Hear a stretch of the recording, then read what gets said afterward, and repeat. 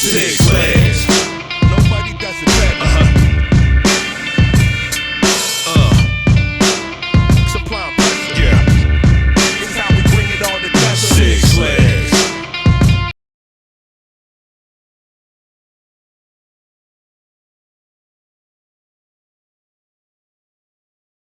Bill, at what point in your career did you start taking creative liberties with different mediums? Well, I think toward the end of my first run of comics ever, which was toward the tail end of Moon Knight, there were things I started to try, like either whiteout or painted or grayscale things, like even working with a crayon or graphite, and having that being printed in a newsprint comic, which is not known for being able to capture grayscales very well. The printing quality back then was not what it is now. So I realized that there were certain things I wanted to do on the originals that may not translate to a finished printed version, but I needed to try it anyway. So I'd have to say, to answer that like definitively, I think it was probably like in the issues, from issue 20 on, that's when I really started trying to push issue 20. Jim Shooter just passing. What did you learn from Jim Shooter? Oh, we don't have to. I mean, like, there's so much. I mean, he was just. I mean, he was an amazing, guy, a good friend. I mean, he was a complex guy. I mean, we butted heads so many times. So we agreed about a lot of stuff and didn't agree about a lot of stuff. But I learned that if you want to do comics, more than anything else, I feel like I learned from him that you just follow your passion, because that's something he wanted to do, and that was the one thing we bonded over, even through all of our disagreements about approaches or styles or what we wanted the comic to say. It's an unusual calling to want to do comic books, and so that there's a kind of a fraternity, sorority, family with anybody who does this as a medium, of choice. So I learned from him. It's like that, that because he had a pretty rough upbringing, and and it wasn't something that anybody who gets into comics sort of seems to have a rougher upbringing. It's a weird calling, but it's like that you kind of push it aside, and it's like superheroes that can kind of try to make you stronger. So I think that what I learned from him was that you just don't stop.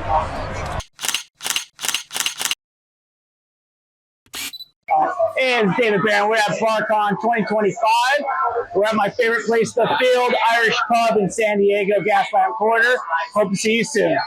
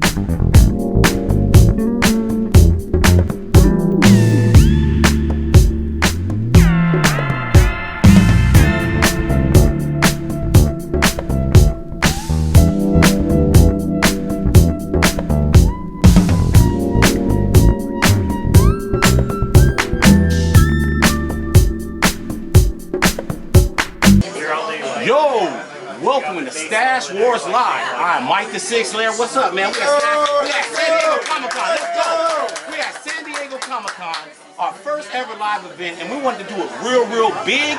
We got 5 guests. I thought we were going to have 4. We got 1, 2, 3, 4, 5. We got the great Steve Oliff. Make some noise for Steve Oliff. the great Joe Chiodo joining us today from WildStorm fame. Straight out of Watts, my boy, Jamal Anansi. Make some noise for him. We got the dark ones. We're gonna talk about the dark ones later. And then we got the homeboy who's been here. Seems like he was raised in the field, the Irish Club in wonderful San Diego, California. Make some noise for the left-handed assassin, David Barron. So, buckle your seatbelts, guys, because we're gonna be all over the place. I'm looking at this camera. I'm looking at this camera. If you like the Sig Slayer station, please like, subscribe, and hit the notification bell. We're about to kick it in. Peace! And we are back. Our guests here, I got two legendary gentlemen here joining us for Sig Slayers Live on a wonderful Friday at San Diego Comic-Con. Two of my closest right. Have you read Akira? I know you have. And I know you read Spawn. We have the colorist for Spawn and Akira, Steve Oliff. How you doing? Doing great. Yeah. Yes, sir. And then, joining us for the first time ever, a WildStorm mainstay, a guy whose visuals laid the foundation for WildStorm colors. We have Joe Chiodo. How you doing? Good, thank you. And so I'm going to start off and ask you guys a question about how'd you guys meet? You guys came here together. Steve, you said that you were going to bring Joe Chiodo. Right. And he's here. So how did you guys meet? Well, Joe and I came up in fandom together. We would start coming to conventions, and I think I probably met you, Joe, first at the Comic-Con. Yeah, at a con. Maybe the Bay Area one. Yeah, but that was back in the 70s. Steve, here's an Akira question. Yep. Fans, Akira is a phenom in the anime world. You ushered it in to the States in color. Right. But for the audience who don't know about the significance of Akira, what is the significance of Akira to you as in your career? Right. And the significance of Akira in comics in general? Well, Akira changed everything, not just in comics, but in anime as well. But as far as comics go, and I won't even get into anime stuff, when Otomo wanted to bring it over here to the United States, he didn't think American audiences were ready for black and white comics. So what ended up happening is that Marvel's Epic with Archie Goodwin, the best editor in the history of comics, he got in touch with me that we were going to color it regular old school color, but I had just hooked up with some people who had this cool computer software. So Akira changed the entire industry by being the very first comic colored using computers. And this man did it, man. Awesome. Joe, I have a question.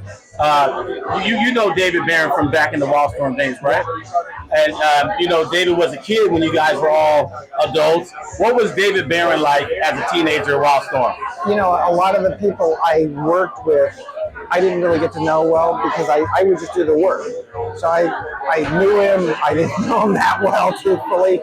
And I was in an office, and people would walk by me. They'd see me every day, but I didn't really talk to them. I'd hand them like some of the color guides. So it was a long time ago, but yeah, I don't know a lot of the people that well, but I know their work. Awesome. Okay, so I have another question. This is for both of you guys. I'm pretty sure you guys are both grew up comic book fans. I'm gonna give you this question first, Joe. Marvel has influenced you guys. Obviously, it influenced everyone, right? But I wanted to know about King Kirby, Jack Kirby, and what was his influence from your point of view, Joe, in the overall world of comics? Well, that's a good one because that was the first comic I have ever read was a Jack Kirby comic. It was the Fantastic Four.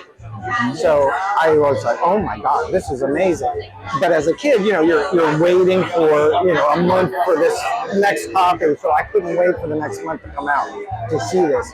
It was so dynamic. But he revolutionized comics because not only did he create things, characters, but the dynamics is what changed. It changed comics forever.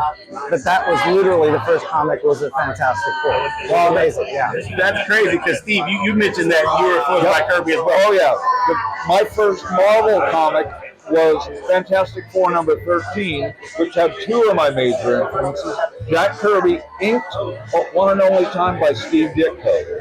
The first appearance of the Watcher and the Red Ghost, and that changed everything. I mean, before I knew it, I was reading both the Avengers and the X-Men and the Fantastic Four and Spider-Man, and it was like, man, that's the essence of my career start. I talked to another legend, a modern day legend, Alice Sinclair, and I went to his booth because we're at San Diego Comic-Con, guys. I went to his booth, and I asked Alex, I was like, hey, I got Joe Chiodo and Steve Oliff joining us.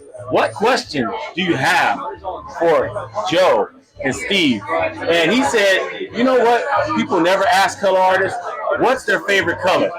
So Steve? Nope. Okay, Joe, your favorite color? Well, it has to be two colors. Oh, you bastard. That was my trick. It has to be two colors. It has to be the light source and the shadow. Oh. Because the light source dictates what color's in the shadow. It's usually a complementary color. So if it's a warm light, it's going to be a cool shadow. So it has to be two colors because the light affects everything. Well, go ahead, ask your question, man. That was the slickest answer without picking the color. So with the light source and the shadow, what color do you like seeing expressed under that? Well, that changes too. I looked out. No, I literally listen. I looked out the window one day. I saw a red Jeep, right? A red Jeep out the window. I counted 6 different colors on that red Jeep based on how the color affected it, reflected light sources.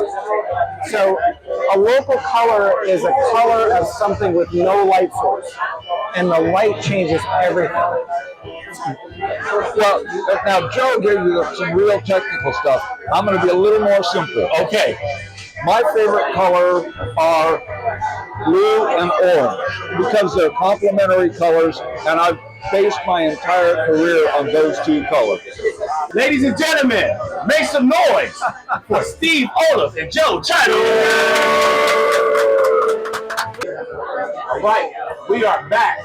And as you can see, the Sig Slayers holding up his very own copy of the Dark Ones. Ladies and gentlemen, make some noise for Jamal Anansi. There we go. We gotta make some noise for the family now. Yeah, definitely. How you All right, doing, I'm man? doing good, man. How you doing, man? Man, spectacular. Happy to be here with you. Hey, man, I'm so happy. We got the onion rings in effect. We're over here live. Gotta eat. That's mine, so I'm gonna eat them later on. Yeah. We live from the field, so we're gonna get you to your food, Jamal. But I just want to give you an opportunity to talk about this wonderful comic. Tell us how you got here from the concept to the actual page of the Dark Ones issue 0 right now. Man, it came with the writing first. It came with the idea and the inspiration. When I wrote it, I was in transition going from one person to another, and I was also in transition to changing my life.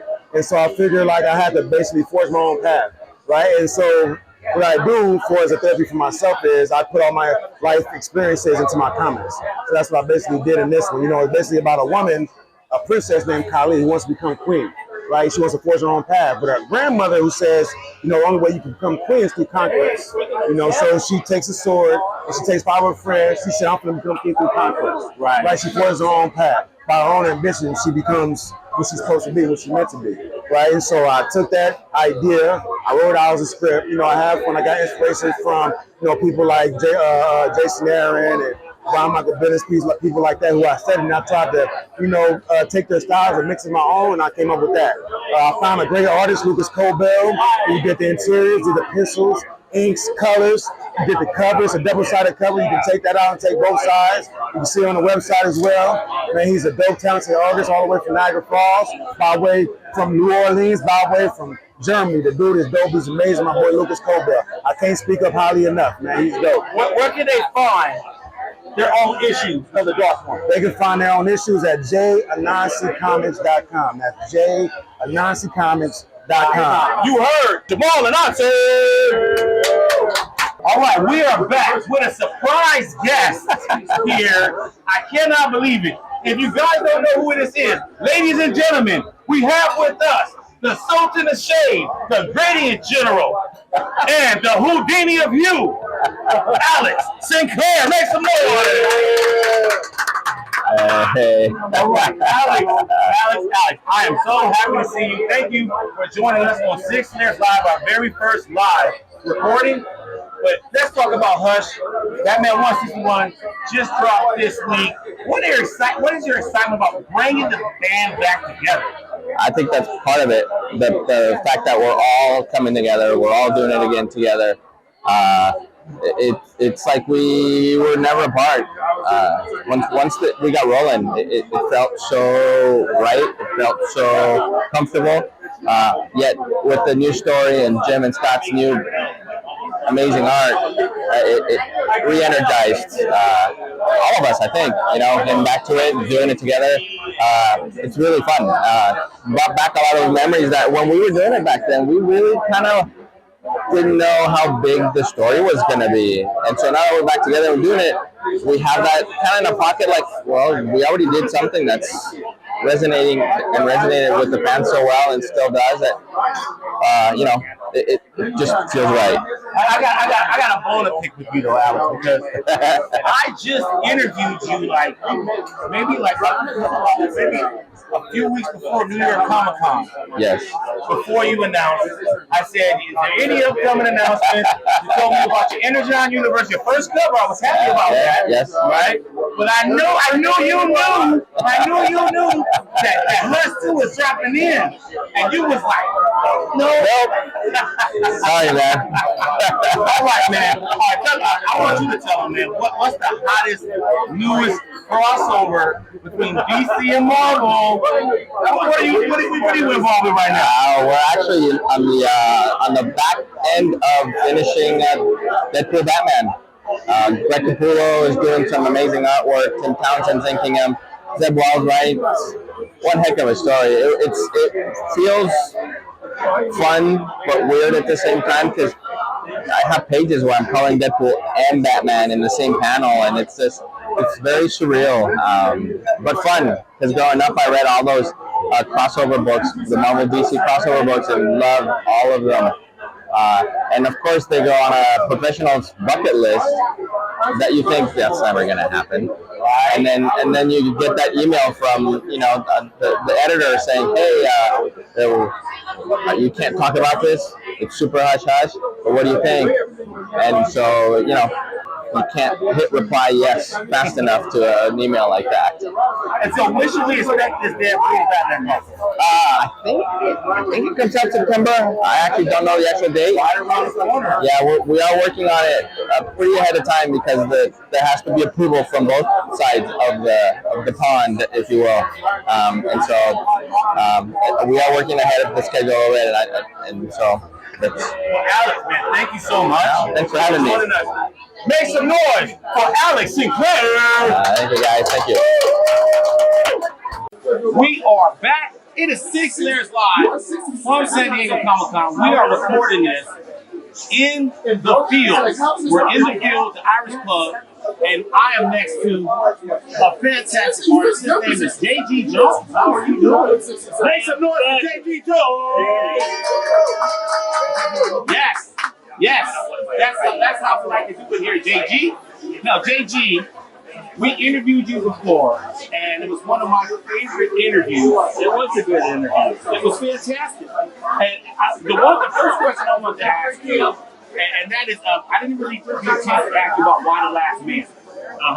We didn't really talk about that much, and so let's do it. And so my question to you is, why do you think Why the Last Man was so popular among fans?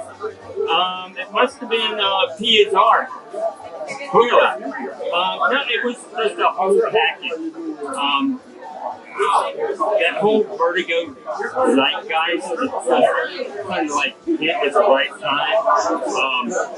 Great writing, great story, and they got me on to do the cover. They said it's going to be women and motorcycles. I'm like, I'll sign up for that. I had no idea what was really coming down the bike, but it was such a really fun job.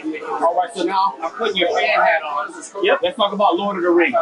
Oh yeah, I'm a big Lord of the Rings nerd since I was a young wee child, and it's been a lifelong goal of mine to illustrate the book. So I'm kind of doing a bunch of readings in Lord of the Rings for me. One day I'll be able to publish a book. What's your favorite Lord of the Rings story? That's hard. It's like the whole thing. I think Aragon's got a great storyline. Always like stuff with Aragorn. All the stuff in, the writers wrote on. Right. Just for painting, I have that Middle Ages kind of bit since I was a kid, swords and horses and armor and all that kind of stuff. So anytime I get to paint them, I'm happy. I'm fine. In a good way. Happy like I am right now. All right, so last question. Let's talk about Dustin. How much of a pleasure has it been to work on a story like that? And what are some of your approaches that you've done with Dustin that haven't really done with previous projects? Well, this is the first time I've really got to do one of my own projects. When I was writing before, I wrote a few stories for DC. But this one is all mine. I wrote it close to 15 years ago, and it's just been in my back pocket until I had an opportunity to get to it. It's set in the 1930s in the Deadpool. So I'm painting the entire book in watercolor with sepia so that it has a dusty, dirty kind of feel to it. It's the best thing I've done. It's a lot of fun. Well, JG, and Sam out there, I hope you guys are picking up Dustin Dust at the LCS right now. I know it's in my place. Ladies and gentlemen, make some noise for JG Joe. Might have been my idea. I don't know. Might have been Jock's too. But we discussed Batman and Black Mirror over a drink and some food. And, Scott gave us the whole pitch. It was brilliant, as anyone who's read the Black Mirror knows. And, Jock was, I think, really excited about the project after that. And magic, came to life. Magic happened right over there. Yeah. Happened right here in the field. A shout out to the field for hosting this wonderful event, this historic Sig Slayers live event. All right, so David, we work on a process together. Season 2, we got a new interview format. What you like about it so far? The whole thing is like, we say it's like an interview, but in reality, we talk about it's a discussion. And that's my favorite part, where it's a pro-to-pro discussion. We bring someone in who has a genius level of knowledge on a certain subject. I have my not so genius level, but my clear understanding of how comics are made, being in it for so long, doing a little bit of everything. And so we get to have that talk back and forth. And I love when you're on, because when we ever talk to Inside Baseball, you chime in and be like, whoa, what is this? Right. And so we get a really good full discussion about one topic. We're not all over the place. We're talking about one thing. So we just had Ben Abernathy on. It was his first YouTube channel interview. We talked about editing, and he that is something he knows and is a part of. It's all about him, and I wanted to pick his brain on different things. So we got to talk about how to submit to editors, how to talk to editors. We talked about the changes in editorial. We learned about word balloons, on placements and things like that. I mean, all the little things that a lot of people may not know that editors do. And we also learned that the best editors are the ones that really let you do your job. Find the best people that you enjoy and let them do themselves. Bring them onto the page. And that's amazing. So that's what I love most about the process. Okay, so David, you're involved in a lot of projects. What should fans be reading right now that you've been working on? Well, right now I want them to read Superman: The Last Days of Lex Luthor, Mark Waid, Brian Hitch, Kevin Nolan. I got to work with 3 masters of the craft in the respective fields. Some of them are masters in multiple fields. And the project, I feel, is Mark Waid's second best Superman story. I think it's one of Brian Hitch's best work. Kevin Nolan's always a master. Way too hard to pick what his favorite or my favorite project of his is. Especially he has the inking duties on this. I love so many of his own artwork, so it's hard to know on that one. But if you haven't read Superman Last Days of Lex Luthor, time to do it. It's in hardcover right now, and that's what I truly recommend. Hey man, you heard it from the man himself, David Barron. Make some noise for David Barron. There we go. Super ultrasonic flex. Okay, speaking of flex, okay, what's some of your favorite stuff that you got at Comic-Con over the years? Okay, well, I brought some of them. Show, do tell. All right, well. Make sure you point the camera that way, you know? All right, let's see what we got here. Well, we're here for BarCon at the Field Irish Pub. Yes, sir. And Mr. David Barron has been doing this for a while, so I wanted to at least, give notice to this. These are sketches Barron does at BarCon, so whenever he does BarCon, come to it at the Field Irish Pub. One of these is from 2019. The other one is from yesterday. So these are some of my favorites. Always coming to see David Barron here. Some of my other favorite things was my man J.G. Jones right there. J.G. Jones! My favorite token artist. I was just talking to him about this. About the Gandalf he did for me a few years ago. That was beautiful. Oh, yes. It was great. And he's right there just sketching up a beautiful Gandalf right now. It's going to make me cry. Another one from a Mr. J.G. Jones himself right here. Oh, yes. Why the Last Man #1. One of my favorite books, signed by Brian K. Vaughan and J.G. Jones himself. Yes, sir. I just need Pia Guerra. One of these days, Pia Guerra will get to a con, and she will give me the trifecta on this bad boy. That's going to be tough. I'm going to have to get up to Vancouver or something. Oh, my God. Look at this. Oh, my God. This is crazy. Okay, I got one more question for you, Max. Okay, because we've been going to Comic-Con for 20 years. Right. All right. So you obviously got comics. What do you prefer? Raw comics or slab comics? So a lot of oranges. Fuck slabs. We are back. I am Michael Sig Slayer. I am chilling with my main villain, Mark the Honorable Villain. Make some noise. Yeah. So Mark, man, how you doing, dude? First off, all right, man. So first off, I want to say thank you, man, for coordinating all the guests, making sure everybody's here, making sure everybody's safe and accommodated. You've been, running all around. So I want to thank you for that. But hey, man, it's our first live event here at San Diego Comic-Con. What are your overall impressions of the show, man? Give me a recap where we've been from Wednesday to now. And I think the show is great, as always. We got Jim Lee here, we got Todd McFarlane. I've seen Todd twice on the streets now, and he's just walking around. Twice. He's just walking around, we have people like Mil Ferris, Brian Lee O'Malley, some indie creators here, some hot talent. We got Bill Everly, Tom King, who are hot right now in the DC films, and the Eisners, The Eisners are going on tonight, too. Tonight, yep. And Wednesday, we got a chance to kick it with Bill Sienkiewicz. And you were talking about all the other stuff, right?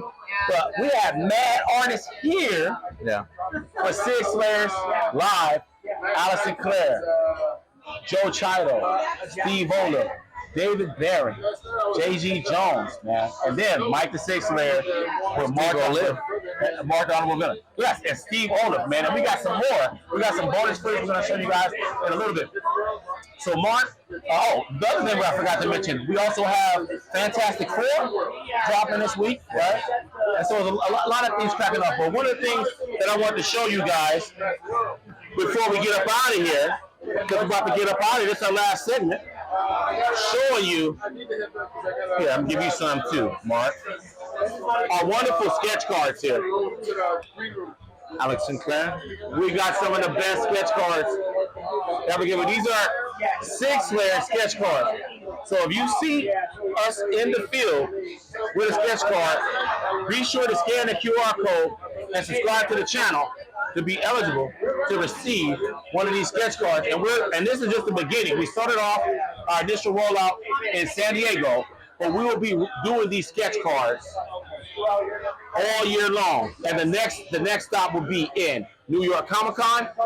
So we're going to be wrapping these off every Friday on Stash Wars Live. Every Friday on Stash Wars Live. So be sure to check us out for all of our members. So definitely you want to be a member of the Sig Slayer Station, because we're going to be giving these out every week, okay? And we're adding new artists to the mix. So these aren't the only ones that you're going to see, even though these are freaking awesome. We got Spawn and a Demon. It is insane. Fire! So please subscribe to the Sig Slayer Station, and you guys will be eligible to win. Look at this Gandalf to win a sketch card from us. So that is all for our show. I want to thank the field for hosting this event. This has been fantastic. I want to thank all of our guests: Steve Oliff, David Barron, Alice Sinclair, the Gradient General, and we have J.G. Jones, Joe Chiodo. Joe Chiodo. Thank you for that. And Jamal Anansi too. I'm Mike the Sig Slayer here, chilling with Mark the Honorable Villain. We are out. Until next year, Mark. Peace.